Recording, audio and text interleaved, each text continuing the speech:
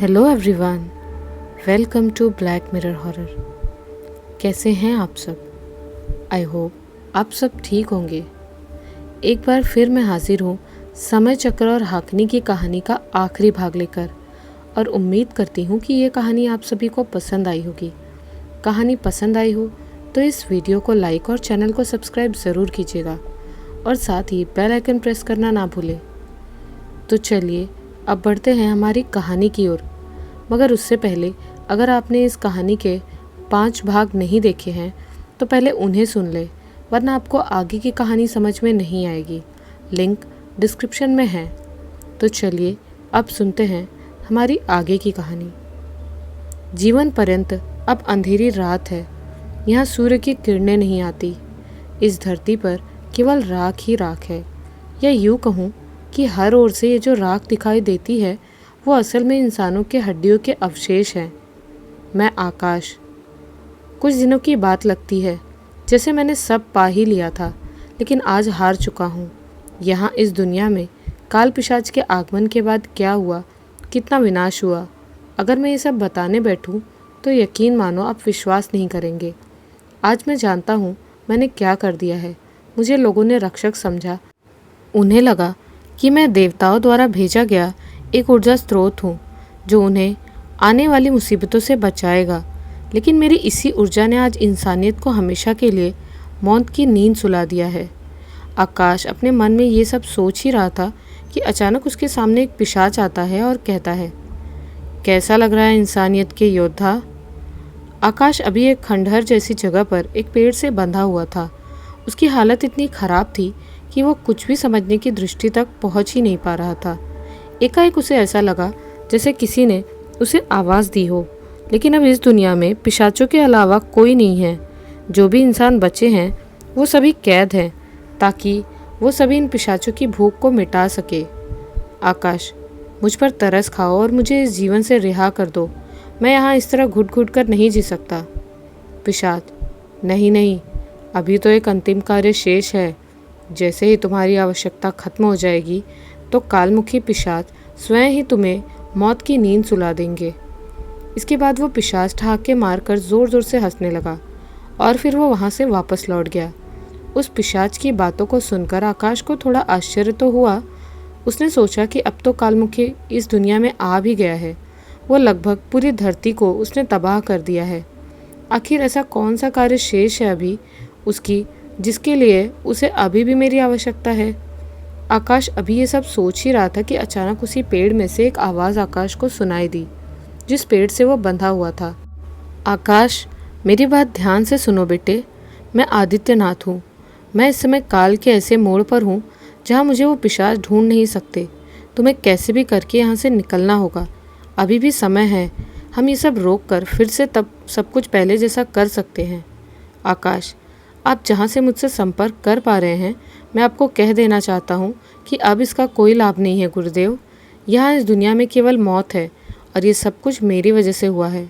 यहाँ आकाश को लगने लगा कि उसी की गलती की वजह से ये सब हुआ, और कालमुखी पिशाच इस दुनिया में आ पाया। आदित्यनाथ, अपने विवेक को इस तरह मत बर्बाद करो आकाश। अभी भी समय है। यदि कालमुखी के यहाँ आने से पहले तुम यहाँ से नहीं निकले तो अपनी माँ को भी खो दोगे।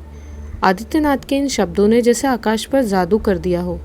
उसे लगा कि यदि गुरुदेव कह रहे हैं तो हो सकता है कि वो ये सब ठीक कर पाए और अपनी माँ के साथ फिर से इस जीवन को वो जी पाए।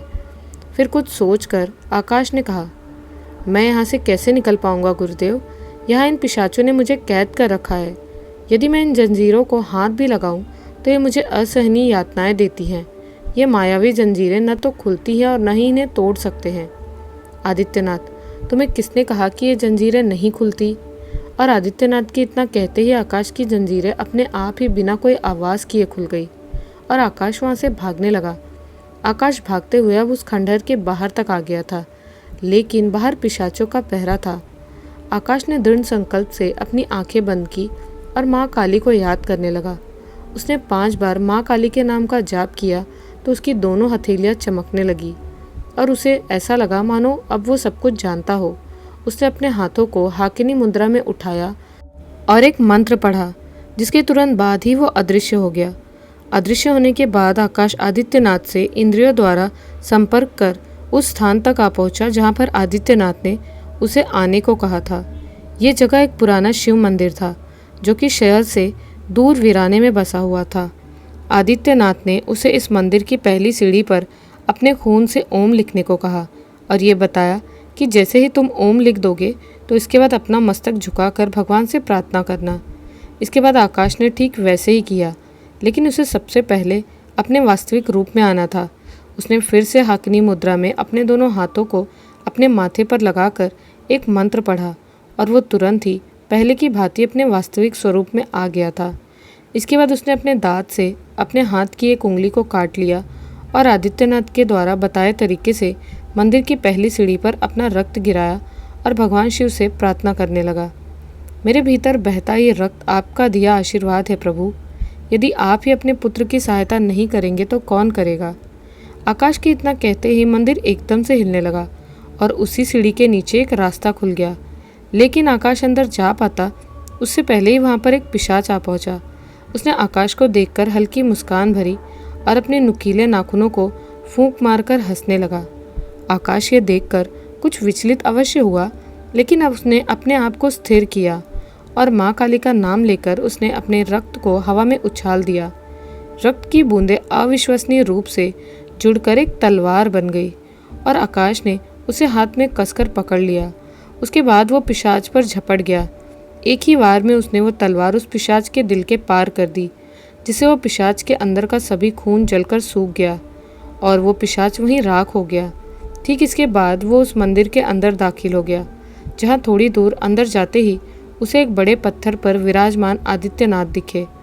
उसने आदित्यनाथ के पास जाकर उन्हें प्रणाम किया और कहा, गुरुदेव, आपकी इच्छा और भगवान के आशीर्वाद से मैं यहाँ तक आ गया हूँ, लेकिन गुरुदेव मुझे अभी भी ये समझ नहीं आ रहा है कि ये सब कैसे ठीक होगा और आप यहाँ कैसे आ गए और मैंने ये सब कैसे कर लिया, मैं अदृश्य कैसे हुआ। आकाश ने एक साथ ही सवालों की बौछार आदित्यनाथ पर कर दी थी। आकाश की इन बातों को सुनकर आदित्यनाथ ने अपनी आंखें खोली। उनके माथे पर अभी भी एक तेज था और उनके मुखमंडल पर एक हंसी की आभा थी। आदित्यनाथ, तुमने जिन शक्तियों का इस्तेमाल किया वो वैसी ही शक्तियों का प्रतिबिंब है जो शक्तियाँ हाकिनी इस्तेमाल करती हैं। आकाश, क्या? लेकिन ये कैसे हो सकता है? अब तो वो मुझसे जुड़ी हुई भी नहीं है और उसने पिताजी को ले जाकर अपना कार्य पूर्ण किया, फिर कैसे? आकाश के चेहरे पर परेशानी के बल थे जो कि साफ देखे जा सकते थे। उसने संदिग्ध होकर पूछा, आदित्यनाथ, ये शक्ति तुम्हें माँ काली से वरदान स्वरूप प्राप्त है बेटे। तुम्हें इनका ज्ञान तभी होना संभव था जब तुम्हें इस शक्ति की सबसे अधिक आवश्यकता हो। इसी कारण जब आवश्यकता पड़ी तो तुम्हें अपने आप ही उन शक्तियों का बोध हो गया। आदित्यनाथ की बातें सुनकर अब आकाश कुछ शांत हुआ और उसने कुछ देर बाद आदित्यनाथ से पूछा, आखिर अब हम कैसे सब कुछ सही करेंगे? आदित्यनाथ, जब तुमने कालमुखी पिशाच के लिए वो दरवाज़ा बनाया जिसके लिए तुमने अपनी ऊर्जा दी, उसी ऊर्जा के कारण वो दरवाज़ा एक कड़ी बन गया इस संसार को पिशाच लोक और पाताल लोक से जोड़ने की। यदि हम किसी तरह कालमुखी पिशाच को पाताल लोक में आने पर विवश कर दे तो उसके बाद मैं मंत्र से दरवाजे का स्थान बदल कर फिर से पिशाच लोक तक ले जाऊंगा और वहां जाकर ही हमें मदद मिलेगी जिससे हम कालमुखी पिशाच का अंत कर पाएंगे। आकाश, तो मुझे बताइए गुरुदेव कि आखिर किस तरह हम ये कर सकते हैं। आकाश की आंखों में चमक देखी जा सकती थी। आदित्यनाथ उसकी बात सुनकर कुछ देर मौन रहे और फिर कहा, आदित्यनाथ, उसके लिए हमें कालीनाथ को ढूंढना होगा। आदित्यनाथ ने निराशापूर्ण आंखों से आकाश की ओर देखा। इस पर आकाश आदित्यनाथ से कालीनाथ के बारे में पूछता है कि वो इस समय कहाँ पर है। इस पर आदित्यनाथ उसे बताते हैं कि वर्षों से वो अपनी कुटिया में भगवान शिव की भक्ति में लीन थे, लेकिन प्रलय के इस विनाश में उनकी उस कुटिया को पिशाचों ने देख लिया। वो उस कुटिया के अंदर नहीं जा पा रहे थे और न ही उसे कोई नुकसान पहुंचा पा रहे थे, तो कालमुखी पिशाच ने उनकी कुटिया को एक कब्र में कैद कर दिया है, जहां वो आज भी अपनी तपस्या में लीन है। मैंने अपनी इंद्रियों की मदद से उनसे संपर्क करने का प्रयास भी किया, लेकिन हर बार विफल रहा। आदित्यनाथ, हमें उस कब्र को ढूंढना होगा। आकाश, लेकिन वो कब्र कहाँ है? हमें कैसे पता चलेगा? वो इस धरती पर कहीं भी हो सकती है और इस तरह हम कैसे उन्हें ढूंढ पाएंगे? आकाश ने चिंता जताते हुए कहा। इसके बाद आदित्यनाथ ने मंत्र पढ़कर उस जगह का रास्ता बना दिया और आकाश को कहा, तुम ही यहाँ जा सकते हो। यदि मैं अंदर गया तो मेरी शक्तियाँ क्षीण हो जाएंगी। ये मसान कोई साधारण नहीं बल्कि मायावी मसान है। यहाँ अपनी आंखें खुली रखना और ध्यान रखना, जो भी जैसा दिखेगा वैसा बिल्कुल नहीं होगा। इसके बाद आकाश उस जगह पर आगे बढ़ गया और आदित्यनाथ वहीं से उसे देख रहे थे। उस मशान का दृश्य इतना भयानक था कि किसी भी इंसान की रूह को कँपा दे। हर ओर चढ़ा हुआ काला गहरा अंधेरा और उसे डर में भिगो रही शांति, ऐसी शांति जो किसी की भी हड्डियां जमा दे। आकाश अभी कुछ देर आगे बढ़ा ही था कि उसे एक कब्र पर एक बेताल बैठा दिखाई पड़ा। उसने उसे देखकर अनदेखा कर दिया और आगे बढ़ चला। एक स्थान पर एक काली कुर्सी रखी हुई थी और उसके आसपास कोई नहीं था। उसके ऊपर एक लाल मटका रखा हुआ था। आकाश को पहले ये सब बहुत ही अजीब और अटपटा लगा। भला इस मसान में एक कुर्सी किसने रखी होगी, लेकिन फिर कुछ सोचकर वो आगे बढ़ने लगता है। आगे बढ़कर वो एक कब्र के पास आता है और उसे ध्यान से देखता है। उस पर भगवान शिव की आकृति बनी हुई थी। वो अपने हाथों से उस कब्र की मिट्टी हटाने लगता है कि तभी वहाँ पर एक धुआं सा फैलने लगता है और एक कर्कश आवाज़ पूरे वातावरण में गूंज जाती है। क्रंदन करता एक प्रेत उसके सामने आ जाता है और ठहाके मार कर हंसने लगता है। उसकी हंसी इतनी भयानक और डरावनी थी कि किसी का भी दिल दहल जाए। प्रेत, अपनी मौत से मिलने आ गया है लड़के। तुझे क्या लगता है तो इस साधु को यहाँ से ले जा पाएगा? आकाश उसकी बात पर ध्यान नहीं देता और मिट्टी को हटाने लगता है कि तभी उसे आदित्यनाथ की वो बात याद आती है। यहाँ अपनी आंखें खुली रखना और ध्यान रखना, जो भी जैसा दिखेगा वैसा बिल्कुल नहीं होगा। इसके बाद आकाश ने उस प्रेत से कहा, तुम्हारा नाम क्या है? आकाश ने मुस्कुराते हुए पूछा। प्रेत, नाम? लगता है अपनी मौत के बाद भी तुम मुझे याद रखना चाहते हो, तभी मेरा नाम जानने की इच्छा जताई है तुमने। इसके बाद से फिर से वो प्रेत ठहाके लगाकर हंसने लगा। आकाश, नहीं, मुझे तुम्हारे लिए एक लकड़ी की कब्र बनानी है जिस पर मैं तुम्हारा नाम लिख पाऊँ। और आकाश भी हंसने लगा। आकाश को हंसता हुआ देख वो प्रेत क्रोध से आग बबूला हो गया और उस पर एक प्रहार करना चाहा, लेकिन वो प्रहार करता इससे पहले ही आकाश ने हाकिनी मुद्रा से स्वयं को अदृश्य बना लिया और उस कुर्सी से वो मटका उठाकर वापस उसी दरवाजे से अंदर आ गया जिससे वो उस मसान तक पहुंचा था। आदित्यनाथ ने उस दरवाजे को बंद कर दिया और अपनी शक्तियों से उस मटके में से कालीनाथ की कुटिया को बाहर निकाल दिया। इसके बाद कालीनाथ अपने तप से बाहर आए तो उन्होंने कहा, आखिर तुम मुझे बाहर ले ही आए आकाश।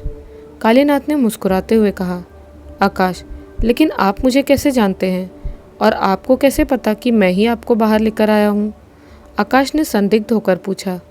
कालीनाथ, तुम्हें उस मरघट में एक हाथ ने जकड़ लिया था ना, जब अपने मित्र हाफिज के साथ तुम खेल रहे थे। वो बॉल उस मरघट में चली गई थी जिसे लेने तुम और हाफिज दोनों वहाँ गए थे। कालीनाथ की बातें सुनकर आकाश शून्य सा हो गया था, मानो जैसे उसके पैरों तले ज़मीन खिसक गई हो। मायापूर्ण है इस कालमुखी पिशाच की सच्चाई। यहाँ जो भी मनुष्य अपने विचारों को प्रकट करता है, ये जगह उसके विचारों के आधार पर अपना रूप बदल लेती है। देखा जाए तो ये हमारी ही दुनिया है, लेकिन कालमुखी पिशाच ने इस संसार को एक अदृश्य घेरे में कैद कर लिया है, जिससे सभी को ऐसा ही लगे कि अब इस संसार पर उसी का राज है। यहाँ पर आने वाला हर प्राणी और जीव उसी की इच्छा का मान रखता है। यदि वो ऐसा नहीं करेगा तो कालमुखी पिशाच उसकी जीवन ऊर्जा को सोख लेगा। इस समय कालीनाथ आकाश को इस जगत की सच्चाई के बारे में बता रहे हैं। आकाश मौन एक तरफ बैठा ये सब सुन रहा था। उसे अभी भी समझ नहीं आया था कि यदि उसके पिता के समय इन्होंने इनकी मदद की थी तो ये इतने समय तक कहाँ थे और इन्होंने हाकिनी के उस प्रक्रम को में उसमें साथ क्यों नहीं दिया। आकाश अपने मन में इन सभी बातों की छाप को अपने आधार पर बनाया जा रहा था। आदित्यनाथ, किसी भी व्यक्ति की अपूर्ण इच्छाएं उसे इस जगत से मृत्यु के पश्चात भी बांधे रखती हैं और यही कारण बनता है प्रेत योनि में जाने का। आकाश, मैं कुछ समझ नहीं पा रहा हूँ गुरुदेव। आकाश ने अपनी बात को स्पष्ट किया। कालीनाथ, जब भी कोई व्यक्ति किसी भी तरह की अपूर्ण इच्छा लेकर मृत्यु को प्राप्त होता है तो उसकी आत्मा प्रेत योनि में चली जाती है और उसकी आत्मा में उस कार्य को पूर्ण करने की ऊर्जा समाहित हो जाती है। कालीनाथ ने आदित्यनाथ की ओर देखते हुए कहा, आदित्यनाथ, तुम्हें पता नहीं है, लेकिन जब हाकिनी ने तुम्हारे पिता की आत्मा को उनके शरीर से अलग किया तो कुछ पल के लिए मैंने वो समय रोक दिया था। तुम्हारे पिता ने मुझसे कहा कि मैं आने वाली सभी मुसीबतों से तुम्हारी रक्षा करूं, और उन्होंने मुझसे कहा था कि एक समय ऐसा आएगा आगे कि इंसानियत को मेरे बेटे की आवश्यकता होगी, तब उसे प्रेत जगत में भेज देना। मैं जानता हूँ उसकी मदद किस तरह की जा सकती है। आदित्यनाथ ने जैसे ही अपनी बात पूरी की तो देखा कि आकाश कुछ सहम सा गया है। वो एकटक रोए जा रहा था और अपने हाथ पर बंधे उस धागे को देखे जा रहा था। उसे ज्ञात था कि उसके पिता ने अपनी जान देकर उसकी जान को बचाया है, लेकिन अब उसे ये दुनिया बचानी होगी, नहीं तो इस संसार में मनुष्य का बस नाम ही रह जाएगा। कालीनाथ ने उसे एक हाथ से पकड़ लिया तो आकाश कुछ होश में आया। अपने बहते आंसू और भावनाओं को दरकिनार करते हुए उसने एक बड़ी ही विनम्र आवाज़ से कहा, आप दोनों ही यहाँ उपस्थित हैं। यदि मेरे लौटने की आशंका न हो तब भी मैं अपना कार्य अवश्य ही करूँगा। मैं वो ऊर्जा लेकर ही लौटूंगा। आकाश की आंखों में एक अलग ही चमक थी। कालीनाथ, ये तैयार है परम गुरु, इसे जल्द ही भेजना होगा। यदि समय बीत गया तो ये सब व्यर्थ तो होगा ही, साथ ही इसकी भी आत्मा प्रेत जगत में कैद हो जाएगी। कालीनाथ ने आदित्यनाथ से अपनी बात कही।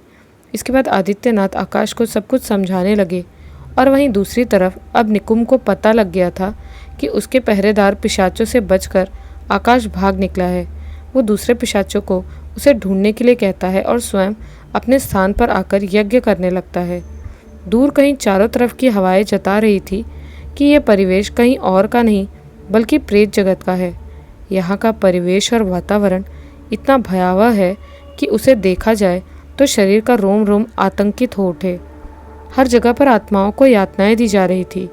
कहीं पर तो उनके धड़ को गिद्ध नोचकर खा रहे थे। इतना विभत्स कि यदि कोई कल्पना भी करे तो उसे भय अंदर तक टटोल जाए। इस वीरान और भद्दी से दिखने वाली जगह पर, जहाँ हर ओर बस आत्माएं और जमीन पर फैला हुआ खून और आग के छोटे पुंज दिखाई दे रहे थे, वहाँ आकाश कई देर से आगे बढ़ता जा रहा था कि अचानक उसका रास्ता एक परछाई ने रोक लिया। उस परछाई को देखकर आकाश डर से सहम गया, लेकिन अगले ही पल उसने हिम्मत बांधी और उस परछाई से पूछा, कौन हो तुम और मेरा रास्ता क्यों रोक रहे हो? परछाई, मैं जो भी हूँ, तुम्हें आगे बढ़ने के लिए मेरे एक प्रश्न का उत्तर देना होगा। यदि तुमने उत्तर दे दिया तो तुम अपने गंतव्य तक पहुँच जाओगे। आकाश, और यदि मैं प्रश्न का उत्तर नहीं दे पाया तो? परछाई, तो मुझे अफसोस के साथ तुम्हें यहाँ की रानी हाकिनी के पास ले जाना होगा। अभी वो सो रही है। यदि वो जाग गई तो तुम अपने गंतव्य तक नहीं पहुँच पाओगे। उस परछाई की ये बातें सुनकर आकाश थोड़ा सकते में आ गया था। उसे लगा कि ये परछाई उसकी मदद कर रही हो जैसे, लेकिन ये कौन है, ये अभी तक एक प्रश्न ही है।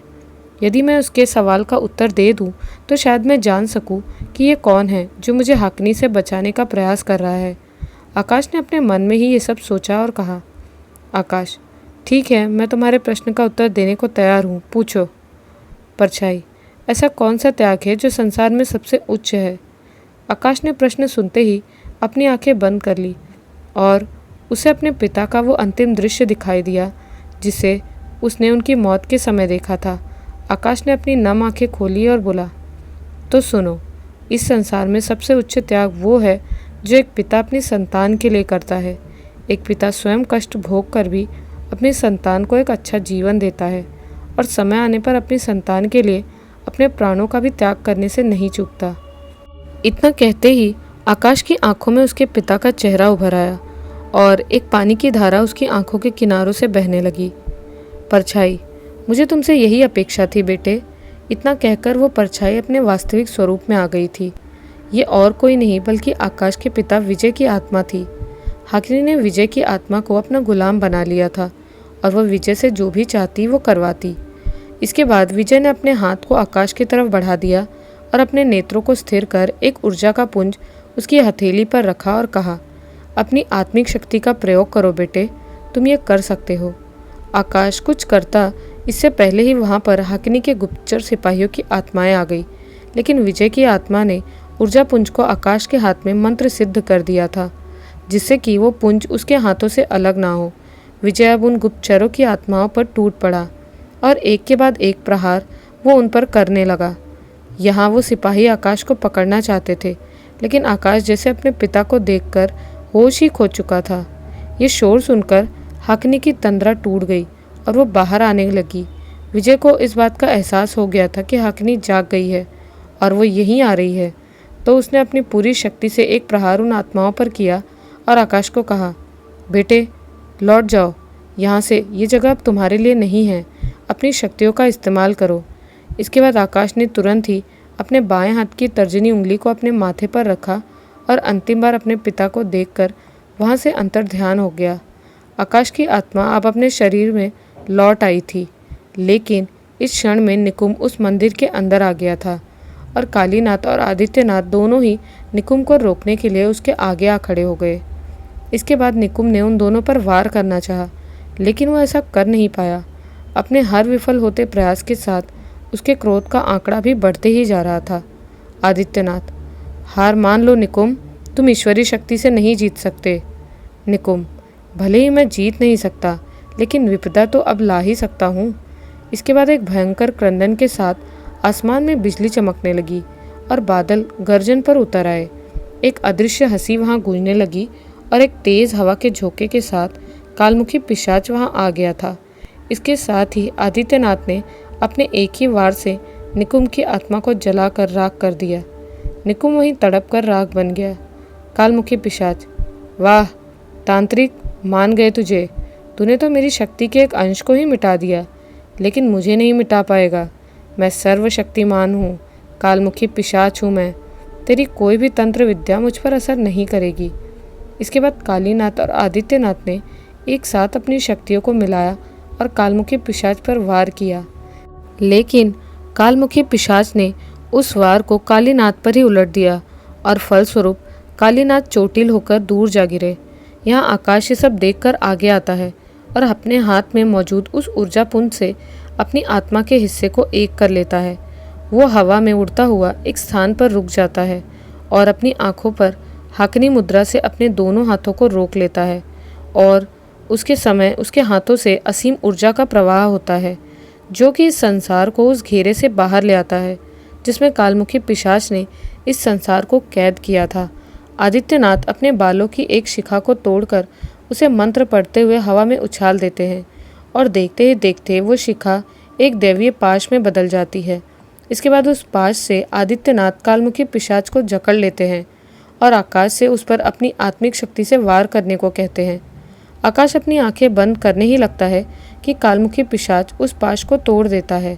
वो अब इतना शक्तिशाली हो जाता है कि उसे दैवीय पाश भी पकड़ नहीं पा रहा था। कालमुखी पिशाच आकाश पर एक तेज हवा से वार करता है, जिससे आकाश नीचे गिर जाता है।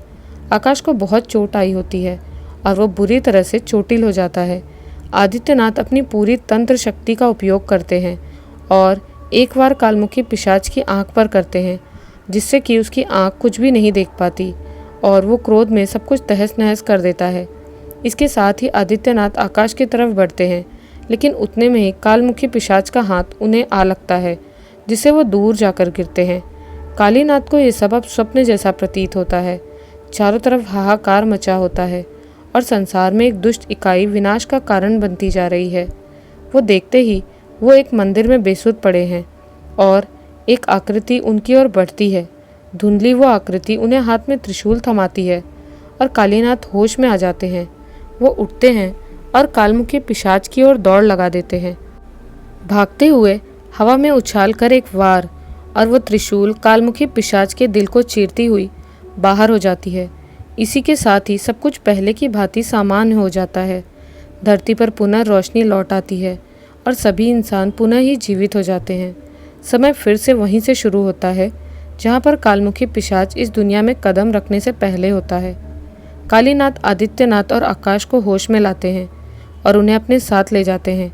होश में आने के कुछ देर बाद ही आकाश कालीनाथ से पूछता है कि आखिर अंत में क्या हुआ था और वो कालमुखी पिशाच किस तरह खत्म हुआ, जिस पर आदित्यनाथ उसे सारी बात बताते हैं और आकाश फिर सवाल करता है, आकाश आखिर आपने ये कैसे किया और वो त्रिशूल वाली आकृति आखिर वो कौन हो सकता है। कालीनाथ को देखते हुए आकाश ने अपनी बात कही, कालीनाथ ये तब की बात है जब तुम्हारे पिता विजय और उसका दोस्त आकाश मुझसे मिलने पहली बार आए उनकी समस्या का समाधान परम गुरु आदित्यनाथ ही कर सकते थे, इसलिए मैं उन्हें लेकर उनके पास जाने लगा। जब हम बस में थे तो ध्यान की मुद्रा में मैंने वही दृश्य देखा कि मैं किसी मंदिर जैसी जगह पर बेसुध पड़ा हूँ और एक धुंधली परछाई मेरी ओर बढ़कर मुझे त्रिशूल पकड़ाती है। मैं हमेशा उस स्वप्न को सोचकर ये जानने की कोशिश करता था कि आखिर वो कौन थे और वो सब क्या था। अब जानता हूँ कि यह आज की घटना का एक क्रम था जो मुझे कितने ही सालों पहले मिल गया था, जिसकी वजह से मैं रुद्रदेव की भक्ति में लीन हो गया और आज ये सब हुआ। वो आकृति और किसी की नहीं बल्कि स्वयं रुद्रदेव भगवान शिव की थी। चूँकि ये तुम्हारे बिना संभव नहीं था, इसलिए तुम्हारा पुनर्जन्म हुआ आकाश अपने ही मित्र के घर उसी का पुत्र बनकर। तुमने अपने पिछले जन्म में अपने पिता की जान बचाई थी और इस जन्म में तुम्हारे पिता को वह कर्ज चुकाना ही था। इतना सुनते ही आकाश के आंखों से आंसू निकल आए और इसी के साथ आकाश की माँ कमरे में आकर उससे लिपट गई। तो ये था समय चक्र और हाकनी की कहानी का आखिरी भाग। यहाँ हमारी ये कहानी ख़त्म होती है। कहानी कैसी लगी हमें कमेंट्स में ज़रूर बताइएगा। मिलती हूँ एक नई कहानी के साथ एक नए वीडियो में। हर हर महादेव।